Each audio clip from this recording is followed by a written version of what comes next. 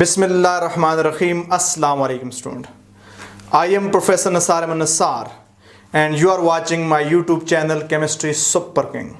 Dear student, आज हम जो सेशन लेने जा रहे हैं वो FSC पार्ट फर्स्ट का बहुत ही इंपॉर्टेंट टॉपिक है, that is osmosis and osmotic pressure. ये सेशन तमाम केमिस्ट्री लर्नर के लिए इक्वली इंपॉर्टेंट है।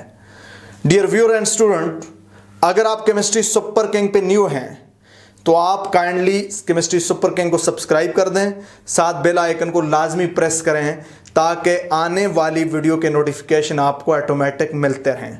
डियर स्टूडेंट, अगर आप चाहते हैं कि आपके केमिस्ट्री के अंदर कॉन्सेप्ट इंप्रूव हो, आप केमिस्ट्री सुपर किंग का हिस्सा बनिएगा और अपने दोस्तों को भी इस चैनल को सजेस्ट करें। तो बात करते हैं ऑस्मोसिस। सबसे पहले स्टूडेंट मैं इसको डिफाइन करता हूं। ऑस्मोसिस क्या होता है कि flow of solvent from pure solvent into solution through a semi permeable membrane is called osmosis. किसी सॉल्वेंट का प्योर सॉल्वेंट से सॉल्यूशन की तरफ सेमी परमिएबल मेम्ब्रेन से फ्लो करना ऑस्मोसिस कहलाता है। या स्टूडेंट हम ऐसे भी कह सकते हैं कि flow of solvent from dilute solution into concentrated solution through semi permeable membrane is called what? Osmosis. अब ये आपका एमसीक्यू होता है कि during osmosis flow of solvent occur from pure solvent into solution, dilute solution into concentrated solution, both and B, none of these. तो यहां पे option both and B बनेगा। स्टूडेंट याद रखना, what is semi permeable membrane? एक होती है permeable membrane, एक होती है इम्परमिएबल मेम्ब्रेन। परमिएबल मेम्ब्रेन वो होती है जिससे सॉल्यूट भी गुजर सके, सॉल्वेंट भी गुजर सके, यानी ऐसी मेम्ब्रेन जिससे सॉल्यूट और सॉल्वेंट दोनों पास हो सके हैं उसको परमिएबल मेम्ब्रेन कहते हैं। ऐसी मेम्ब्रेन जिससे सॉल्यूट पास ना हो सके, सिर्फ सॉल्वेंट पास हो सके, उस मेम्ब्रेन को सेमी परमिएबल मेम्ब्रेन कहते हैं। ऐसी मेम्ब्रेन जिससे ना तो सॉल्वेंट पास हो सके ना सॉल्यूट पास हो सके, उसको इम्परमिएबल मेम्ब्रेन कहते हैं। स्टूडेंट याद रखना, ऑस्मोसिस प्रोसेस में जो मेम्ब्रेन यूज होती है वो सेमी परमिएबल होती है। अब अगर लो मॉलिक्यूलर वेट सॉल्यूट है वाटर के अंदर, यानी low molecular weight solute water के अंदर डिसॉल्व है और दूसरी तरफ प्योर वाटर है, या एक तरफ कंसंट्रेटेड सॉल्यूशन है दूसरी तरफ डाइल्यूट सॉल्यूशन है लेकिन वाटर सॉल्वेंट है और लो मॉलिक्यूलर वेट सॉल्यूट है, इस केस में हम दोनों सॉल्यूशन को या प्योर सॉल्वेंट और सॉल्यूशन को सेपरेट करेंगे बाय सेमी परमिएबल मेम्ब्रेन, जो होगी कौन सी? Copper ferrocyanide. यानी अगर वाटर एज अ सॉल्वेंट हो और उसमें low molecular weight solute dissolve हुआ हो, ऐसे सॉल्यूशन को हमने सेपरेट करना हो प्योर वाटर से, या इस तरह का डाइल्यूट और कंसंट्रेटेड सॉल्यूशन हमने सेपरेट करना हो ऑस्मोसिस के लिए, तो हमने जो मेम्ब्रेन अप्लाई करनी है वो क्या होगी? वो कॉपर फेरोसाइनाइड होगी, कॉपर फेरोसाइनाइड होगी। लेकिन अगर हमारे पास क्या है स्टूडेंट, अगर हमारे पास high molecular weight solute dissolve है ऑर्गेनिक सॉल्वेंट के अंदर और उस सॉल्यूशन को उस सॉल्वेंट से सेपरेट करना ऑस्मोसिस के लिए, तो हम copper ferrocyanide semi permeable membrane नहीं लगा सकते। हमने क्या लगाना होगा? फिर हमें लगानी होगी सेलुलोज की फिल्म या सेलुलोज नाइट्रेट की फिल्म, थिन सी उसकी फिल्म यूज करेंगे as a semi permeable membrane. मैं कह सकता हूं for high molecular weight solute in organic solvent cellulose और cellulose nitrate film is use as what? Semi permeable membrane. Student एक और पॉइंट बड़ा इंपॉर्टेंट याद रखना। लेट्स सपोज स्टूडेंट मेरे पास ये एक प्योर सॉल्वेंट है, यहां पे प्योर सॉल्वेंट है, यहां पे सॉल्यूशन है, इधर प्योर सॉल्वेंट इधर सॉल्यूशन है, इनको मैंने सेपरेट किया सेमी परमिएबल मेम्ब्रेन के साथ। बड़ा इंपॉर्टेंट पॉइंट समझने वाला है, याद रखिएगा। ये हमारे पास प्योर सॉल्वेंट है, ये सॉल्यूशन है। अब प्योर सॉल्वेंट से सॉल्वेंट सॉल्यूशन में जाएगा और सॉल्यूशन से सॉल्वेंट प्योर सॉल्वेंट में आएगा, यानी सेमी परमिएबल मेम्ब्रेन के अक्रॉस सॉल्वेंट दोनों डायरेक्शन में फ्लो करेगा, from pure solvent into solution and from solution into solvent. लेकिन सॉल्यूशन से जो सॉल्वेंट में आएगा वो कम आएगा।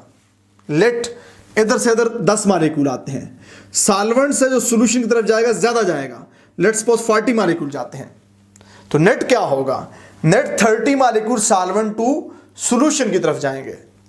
यानी सॉल्यूशन के अंदर जो सॉल्वेंट है वो सॉल्यूशन से प्योर सॉल्वेंट में आएगा या कंसंट्रेटेड सॉल्यूशन से डाइल्यूट सॉल्यूशन में आएगा, और प्योर सॉल्वेंट से सॉल्यूशन के अंदर या डाइल्यूट सॉल्यूशन से कंसंट्रेटेड सॉल्यूशन के अंदर। लेकिन जो नेट फ्लो होगा वो क्या होगा, pure solvent to solution, dilute solution to concentrated solution. तो इस पॉइंट को स्टूडेंट आपने क्या करना है, समझना है जी। इस पॉइंट को आपने समझना है कि movement of solvent occur across the membrane in both direction, but more flow occur from pure solvent to solution or from dilute solution to concentrated solution। तो स्टूडेंट इस पॉइंट को आपने याद रखना है जी। अब स्टूडेंट छोटे सी बात करते हैं कि हम ऑस्मोसिस को एक्सपेरिमेंटली कैसे एक्सप्लेन कर सकते हैं।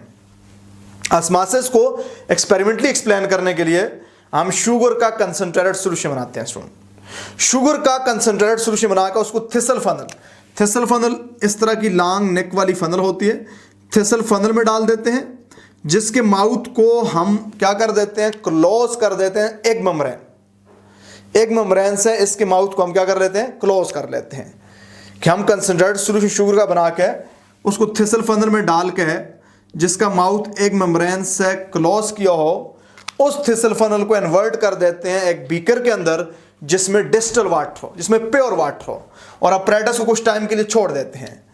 शुगर सॉल्यूशन का जो लेवल था थिसल फनल में उसको मार कर लेते हैं, इस अपरेटस को हम क्या कर लेंगे, छोड़ देंगे।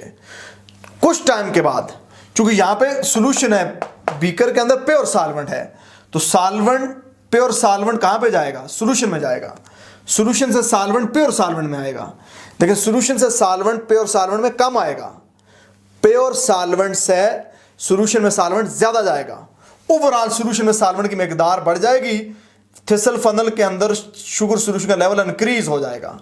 थिसल फनल के अंदर सॉल्यूशन का लेवल इंक्रीज होना इस बात की इंडिकेशन है कि यहां से वाटर मॉलिक्यूल आए हैं थिसल फनल में थ्रू एक मेम्ब्रेन जिसने एक्ट किया as a semi permeable membrane, मतलब एक प्रोसेस हुआ है। उस प्रोसेस को हमने नाम दिया है, किसका नाम दिया है, ऑस्मोसिस का नाम दिया है।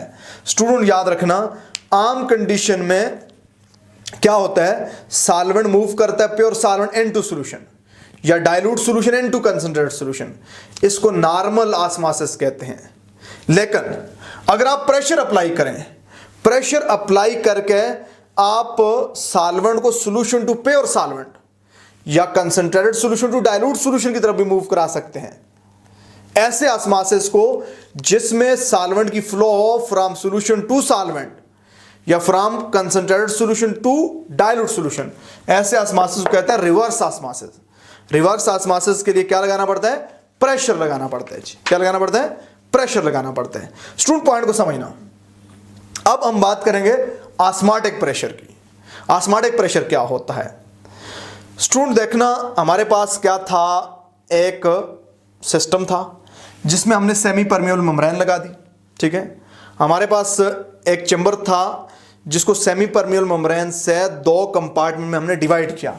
एक कंपार्टमेंट बी था जिसमें था क्या, प्योर सॉल्वेंट, एक कंपार्टमेंट ए था जिसमें क्या था, सॉल्यूशन, और कंपार्टमेंट ए के एक एंड पे मूवेबल पिस्टन लगा हुआ था, मूवेबल पिस्टन लगा हुआ था।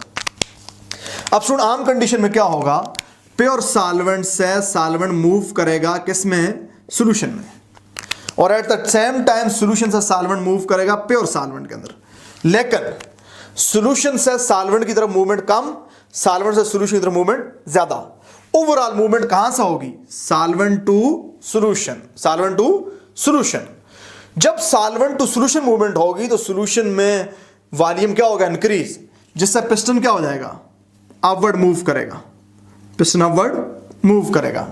अगर आप चाहते हैं स्टूडेंट कि जितना सॉल्वेंट से सॉल्यूशन में आ रहा है उतना ही सॉल्वेंट दोबारा सॉल्यूशन से सॉल्वेंट में जाए और पिस्टन अपनी जगह से मूव ना करे, तो आपको इस पिस्टन के ऊपर प्रेशर लगाना होगा। जब प्रेशर लगाएंगे तो 4 मॉलिक्यूल सॉल्यूशन में आ रहे थे, अब 4 ही मॉलिक्यूल सॉल्वेंट के किस में जाएंगे, सॉल्वेंट में जाएंगे। जितने सॉल्वेंट की मूवमेंट आएगी सॉल्यूशन में, उतनी सॉल्वेंट की मूवमेंट जाएगी प्योर सॉल्वेंट में। नेट सॉल्वेंट ना तो सॉल्वेंट में इंक्रीज होगा ना सॉल्यूशन में इंक्रीज होगा, अब पिस्टन मूव नहीं करेगा। अभी जो एक्स्ट्रा मूवमेंट सॉल्वेंट की आपने कराई है प्रेशर के जोर पे कराई है। किस पे कराई है? प्रेशर के जोर पे। अब कोई नेट फ्लो नहीं हो रहा, यानी कोई ऑस्मोसिस नहीं हो रहा। अब अगर और एक्स्ट्रा प्रेशर लगाएंगे, इधर से उधर मूवमेंट ज्यादा हो जाएगी, तो फिर रिवर्स ऑस्मोसिस हो जाएगा। तो स्टूडेंट याद रखिएगा, ऑस्मोटिक प्रेशर क्या होता है? वो प्रेशर जो आप सॉल्यूशन पे लगाते हैं, वो प्रेशर जो आप सॉल्यूशन पे लगाते हैं, in order to stop the process of osmosis from solvent into solution और from dilute solution into concentrated solution, उस प्रेशर को हम नाम देते हैं ऑस्मोटिक प्रेशर का। स्टूडेंट क्या डेफिनेशन बनी? External pressure applied to the solution in order to stop the process of osmosis from solvent into solution is called osmotic pressure. Osmotic pressure is colligative property. Osmotic pressure depends on what? Osmotic pressure depend करेगा number of solute particle. Nature of solute particle पे depend नहीं करेगा, nature of solvent पे depend करेगा, amount of solvent पे depend करेगा। याद रखिएगा स्टूडेंट। अब आपका ऑस्मोटिक प्रेशर को हम रिप्रेजेंट करते हैं पाई के साथ स्टूडेंट। अब आपका एमसीक्यू है, osmotic pressure does not depends on. याद रखना स्टूडेंट, ऑस्मोटिक प्रेशर डिपेंड करता है, किस पे डिपेंड करता है? टेम्परेचर पे, कंसंट्रेशन पे डिपेंड करता है, लेकिन सेमी परमिएबल मेम्ब्रेन पे डिपेंड नहीं करता। तो हमारा ऑप्शन होगा सेमी परमिएबल मेम्ब्रेन, हमारा ऑप्शन होगा। अब स्टूडेंट इसकी मैथमेटिक्स पे बात करता हूं। देखें, जिस तरह मैंने आपको बताया कि ऑस्मोटिक प्रेशर डायरेक्टली प्रोपोर्शनल होता है कंसंट्रेशन के, ऑस्मोटिक प्रेशर डायरेक्टली प्रोपोर्शनल होता है टेम्परेचर के। फिर इस पे आपको एमसीक्यू भी समझाऊंगा। कंबाइन करेंगे, ऑस्मोटिक प्रेशर डायरेक्टली प्रोपोर्शनल होगा product of concentration and temperature के। ऑस्मोटिक प्रेशर बराबर होगा CRT। R यहां पे कांस्टेंट है, जिसको जनरल गैस कांस्टेंट कहेंगे। C कंसंट्रेशन है, कंसंट्रेशन क्या होती है? Number of mole per unit volume. सो ये क्वेश्चन क्या बनेगी student? Pi equal to N divide by VRT। ये हमारे पास V डिवाइड कराकर मल्टीप्लाई हो जाएगा। तो स्टूडेंट क्या बनेगा मेरे पास? Pi into V is equal to NRT and this is called van't Hoff equation. ये आपका एमसीक्यू है। This is called van't Hoff equation, इसको हम वांट हाफ इक्वेशन कहते हैं। स्टूडेंट याद रखिएगा, डाइल्यूट सॉल्यूशन अगर हो तो वांट हाफ इक्वेशन को यूज करके हम सॉल्यूट का मोलर मास फाइंड कर सकते हैं। कैसे? N क्या है? Weight of solute divided by molar weight of solute. N mole of solute है, तो यहां पे डाल दें इसको, pi V is equal to W2 divided by M2RT। अब M2 इधर मल्टीप्लाई, इधर आकर इधर डिवाइड, इधर क्या हो जाएगा? मल्टीप्लाई हो जाएगा। तो student molecular weight of solute किसके बराबर हो जाएगा? W2RT divided by pi N2V। Pi into V, pi osmotic pressure है, वी वॉल्यूम है, ये वेट ऑफ सॉल्यूट है, आर जनरल गैस कांस्टेंट है, टी क्या स्टूडेंट? टेम्परेचर। अब स्टूडेंट याद रखिएगा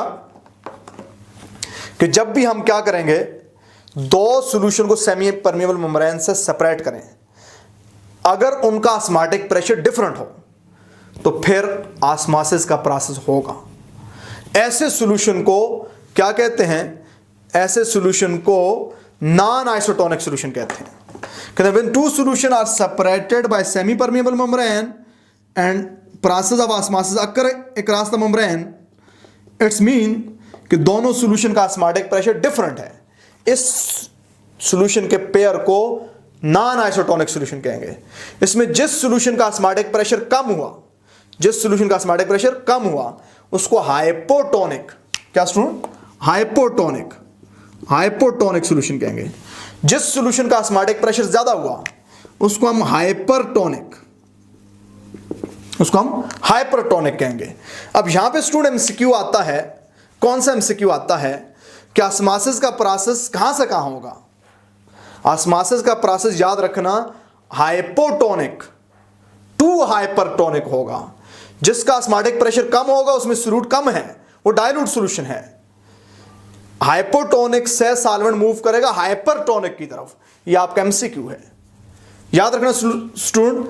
अगर दो सॉल्यूशन है, दो सॉल्यूशन को सेमी परमिएबल मेम्ब्रेन से सेपरेट किया जाए और जितना ऑस्मोटिक प्रेशर सॉल्यूशन 1 का है उतना ही ऑस्मोटिक प्रेशर सॉल्यूशन 2 का है, तो कोई ऑस्मोसिस नहीं होगा। ऐसा सॉल्यूशन का पेयर आइसोटोनिक सॉल्यूशन कहलाता है। क्या कहलाता है? आइसोटोनिक सॉल्यूशन कहलाता है। यानी आपका एमसीक्यू होगा कि किस सॉल्यूशन में ऑस्मोसिस नहीं हो सकता, non isotonic, isotonic, both and भी, नन ऑफ दीज। तो आइसोटोनिक सॉल्यूशन के अंदर प्रोसेस ऑफ ऑस्मोसिस स्टूडेंट नहीं हो सकता। तो ये स्टूडेंट हमारे पास था क्या चीज? Osmosis and osmotic pressure. याद रखना, osmosis is not a colligative property, osmotic pressure is a colligative property. Unit of osmotic pressure are same as for normal pressure. जो प्रेशर के यूनिट होते हैं वही किसके यूनिट होते हैं? वही यूनिट होते हैं ऑस्मोटिक प्रेशर के। तो स्टूडेंट ये था detail of osmosis and osmotic pressure. Student कुछ बहुत ही इंपॉर्टेंट एमसीक्यू पे बात करता हूं ऑस्मोटिक प्रेशर से रिलेटेड। पहला मेरा एमसीक्यू है, osmotic pressure of sugar solution at 24 centigrade is 2.5 atm। The concentration of solution is, यानी हमारे पास एक शुगर का सॉल्यूशन है 24 सेंटीग्रेड पे, उसका ऑस्मोटिक प्रेशर है 2.5 atm। तो सॉल्यूशन की जो कंसंट्रेशन है वो क्या होगी? तो स्टूडेंट याद रखना, ऑस्मोटिक प्रेशर हमने एटीएम में ही रखना होता है, जबकि हमारे पास जो टेम्परेचर होता है उसे हमने केल्विन में कन्वर्ट करना होता है। तो स्टूडेंट हमारे पास एक इक्वेशन है, pi is equal to CRT, पढ़ी हमने जी। अब स्टूडेंट हमने C फाइंड करना है, ये इधर मल्टीप्लाई इधर आकर डिवाइड हो जाएगा, C equal to pi divided by RT। अब स्टूडेंट टेक्निकलिटीज यहाँ पे हम इस्तेमाल करेंगे, ट्रिक्स समझेंगे, टेक्निक समझेंगे, इसलिए आपने केयरफुली देखनी है ये चीज़ें। तो स्टूडेंट हमारे पास C इक्वल टू पाई की वैल्यू हमें दी हुई है, पाई क्या ऑस्मोटिक प्रेशर है 2.5, R की जब भी कैलकुलेशन में वैल्यू यूज करें 1/12 यूज क्या करें, 1/12 N2। 24 सेंटीग्रेड का मतलब 297 केल्विन, 273 के साथ 24 को जमा करें 297, तो ये डिनोमिनेटर के अंदर टॉप पे चला जाएगा। C equal to 2.5 multiplied by 12 divide by 297। तो C इक्वल टू, यहाँ पे गौर करना, 2 को 12 से मल्टीप्लाई करें 24 हो जाएगा, 0.5 को 12 से मल्टीप्लाई करें 6 हो जाएगा, चूंकि 0.5 का मतलब 1/2, 24 और 6 30 हो जाता है, तो 30 डिवाइडेड बाई 297। अब स्टूडेंट गौर करना, डिनोमिनेटर बहुत बड़ा है, नॉमिनेटर छोटा है, तो आंसर 1 से कम आएगा। अगर क्या होता हमारे पास, यहाँ पे हमारा ऑप्शन क्या है, इसको मैं अगर सिंप्लीफाई कर लूँ, लेट्स सपोज इसको मैं यहाँ पे ले आऊँ, C equal to 3 divided by 29.7, 3 divide by 29.7, हमारे पास ऐसा ऑप्शन आ जाता है जी। अब स्टूडेंट इसको अगर मैं और सिंप्लीफाई करूं तो मेरे पास क्या बन जाएगा, C equal to 1 divided by 9 3 are 27, 9.9, 9.9 is approximately equal to 10। तो C इक्वल टू 1/10, 1/10 क्या आंसर होता है 0.1, क्योंकि 9.9 है तो 0.1 से थोड़ा सा ज्यादा होगा। ऑप्शन देखेंगे स्टूडेंट, 10.25 तो हो नहीं सकता, 1.25 भी नहीं हो सकता, 102.5 भी नहीं हो सकता, यही हमारा करेक्ट ऑप्शन है। कैलकुलेशन ट्रिक्स अगर आपको अच्छी लगी है कमेंट्स में लिखें। आप लोग कमेंट्स नहीं करते, पता नहीं क्यों कमेंट्स नहीं करते, कमेंट्स लाजमी किया करें। स्टूडेंट दूसरे एमसीक्यू पे आता हूं जी, बगैर कैलकुलेटर के हमने देखें सॉल्व कर लिया। स्टूडेंट दूसरे एमसीक्यू पे बात करता हूं, osmotic pressure of 3.5% solution of sugar at 150 centigrade is. तो स्टूडेंट हमें पता है कि हमारे पास क्या होता है, ऑस्मोटिक प्रेशर बराबर होता है concentration into RT। Osmotic pressure बराबर होता है, ये कौन सी कंसंट्रेशन है, मोलर कंसंट्रेशन है, यानी number of mole present in litre of solution, यानी सॉल्यूशन का जो वॉल्यूम है लीटर में लेना है, इनटू RT। अब pi is equal to number of mole क्या होता है, mass divided by molar mass. Student अगर वॉल्यूम मिलीलीटर में लिया जाए तो ऊपर जाकर आपने क्या करना है, 1000 से मल्टीप्लाई करना है, क्योंकि वॉल्यूम मिलीलीटर में वो डिवाइड बाय 1000 करेंगे लीटर बनेगा, तो डिवाइड बाय 1000 ऊपर चला जाएगा इनटू RT, ये क्वेश्चन बन जाएगी। अब देखना पॉइंट को समझना, ऑस्मोटिक प्रेशर ऑफ 3.5%, 3.5% सोल्यूशन का मतलब है 3.5 ग्राम और 100 ml सोल्यूशन। तो हम यहाँ पे लिखेंगे पाई इक्वल टू मैस कितना है 3.5 इनटू 1000 स्टूडेंट आर की वैल्यू लगानी है 1/12, कैलकुलेशन में आसानी होती है 1/12। टेम्परेचर 150 है, 150 को आप केल्विन में कन्वर्ट करें 273 के साथ ऐड करें तो 423 बन जाता है जी, 423।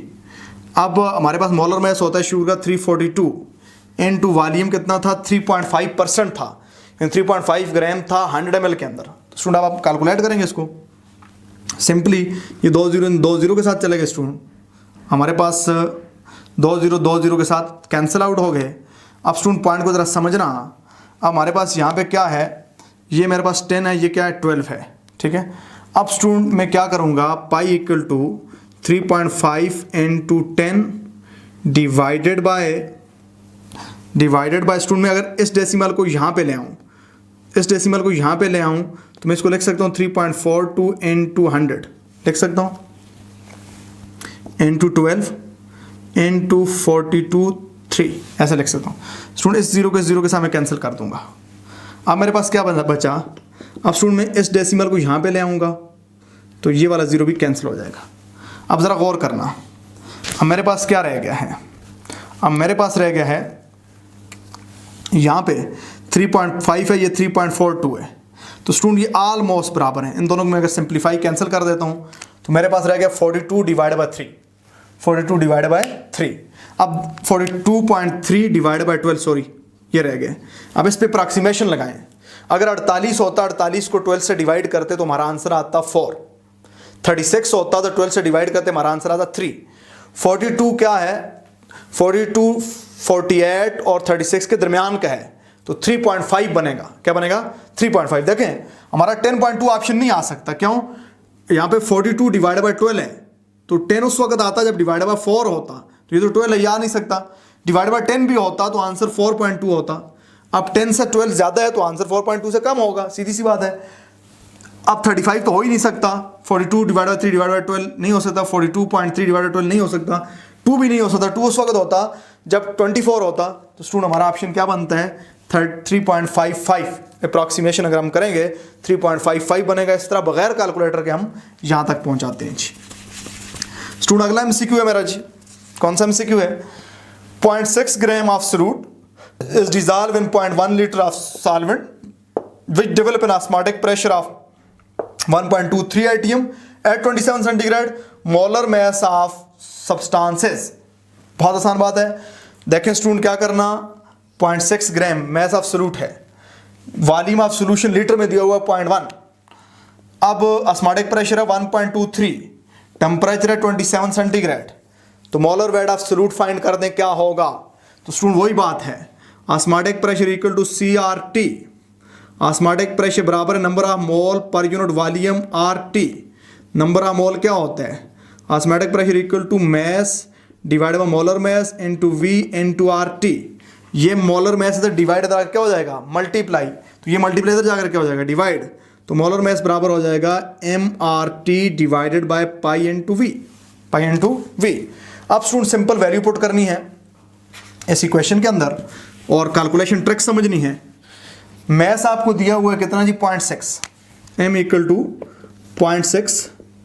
अब स्टूडेंट R की वैल्यू आपने लगानी है 1/12, टेम्परेचर 27 सेंटीग्रेड का मतलब 300 केल्विन, पाई आपको दिया हुआ है जी कितना है पाई आपके पास जी, पाई 1.23, V है 0.1 लीटर, बात हमने यहाँ पे लगा दी। अब स्टूडेंट ट्रिक पे जाना, ट्रिक क्या करना, इस डेसिमल को उठाना, इस डेसिमल को उठा दें, कोई फर्क नहीं पड़ता, ठीक है जी, कोई फर्क यहाँ पे नहीं पड़ता। इसको सिंप्लीफाई करें 1 डिवाइड बाय 2 हो जाएगा स्टूडेंट, 1 डिवाइड बाय 2 हो जाएगा। अब स्टूडेंट इसको सिंप्लीफाई करें तो क्या हो जाएगा 150, molar mass equal to 150 divide by 1.23। अब स्टूडेंट यहाँ पे हमने अप्रॉक्सीमेशन लगानी है, क्या अप्रॉक्सीमेशन लगानी है ज़रा गौर करना। अगर 150 डिवाइडेड बाय 1 होता तो 150 आ जाता, यहाँ पे 150 डिवाइडेड बाय 1.23 है, इसका मतलब क्या हुआ, इसका मतलब ये हुआ अगर 150, ज़रा गौर करना स्टूडेंट, 150 डिवाइड बाय 1 होता तो 150 आता, तो अब यहाँ पे 430 का ऑप्शन नहीं हो सकता, चूंकि डिनोमिनेटर 1 होता तो 150 आता, 1 से बड़ा 150 से कम आएगा। अब स्टूडेंट 149.5 ऑलमोस्ट 150 का ये भी ऑप्शन नहीं बन सकता। अब स्टूडेंट ज़रा अप्रॉक्सीमेशन अगर जब हम करते हैं ज़रा गौर करना, हमारे पास 0.3। अब चूंकि डिनोमिनेटर बड़ा है, अगर मेरे पास ये होता 1.5, जरा गौर करना, 150 डिवाइडेड बाय 1.5, तो 150 को 1.5 से जब मैं डिवाइड करता तो मेरा आंसर 100 आता। मेरा आंसर क्या आता? 100। अब देखिए स्टूडेंट, मेरे पास 1.5 से आंसर क्या आता? 100। 2 से मेरे पास आंसर कितना आता? 75। कितना स्टूडेंट? 75। जब 2 से डिवाइड करते 75। अब देखें 2 से 75, 1.5 से 100। अब 1.5 से कम है, 1.23 है, तो 1 से आता है 150। 1 से आता है 1। जब 1 से डिवाइड करेंगे 150, ट्रिक समझना, 150 को 1 से डिवाइड करेंगे 150, अगर 1.5 से डिवाइड करेंगे तो 100, 2 से डिवाइड करेंगे 75। अब देखिए स्टूडेंट, 2 से डिवाइड किया, हमारे पास आ गया 75। अब 1.5 से जब हम इसे डिवाइड करते हैं तो हमारे पास क्या आंसर आया है? हमारे पास 100 आंसर आया है। तो अब 1.23 है, 100 और 150 के दरमियान का आंसर होना चाहिए। तो वो ऑप्शन कौन सा स्टूडेंट? वो ऑप्शन है 120, अप्रॉक्सीमेशन।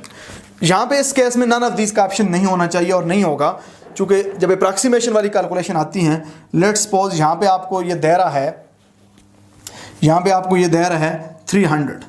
अब 300 तो हो नहीं सकता, या ये आपको दे रहा है, लेट्स सपोज मैं कह रहा हूँ ये आपको दे रहा है जी 75 हो नहीं सकता। तो इस तरह की जब अप्रॉक्सीमेशन कैलकुलेशन आती हैं तो ऑप्शन ज़रा वाइडर दिए जाते हैं। तो उम्मीद है स्टूडेंट कि आपको ये समझ आए होंगे। ये ट्रिक्स हैं कैलकुलेशन की। आपने ऑस्मोटिक प्रेशर और ऑस्मोसिस से रिलेटेड हर एस्पेक्ट क्लियर हो गया। नेक्स्ट मेरा सेशन आएगा impact of osmosis on daily life, उसका इंतज़ार कीजिएगा। Thank you very much.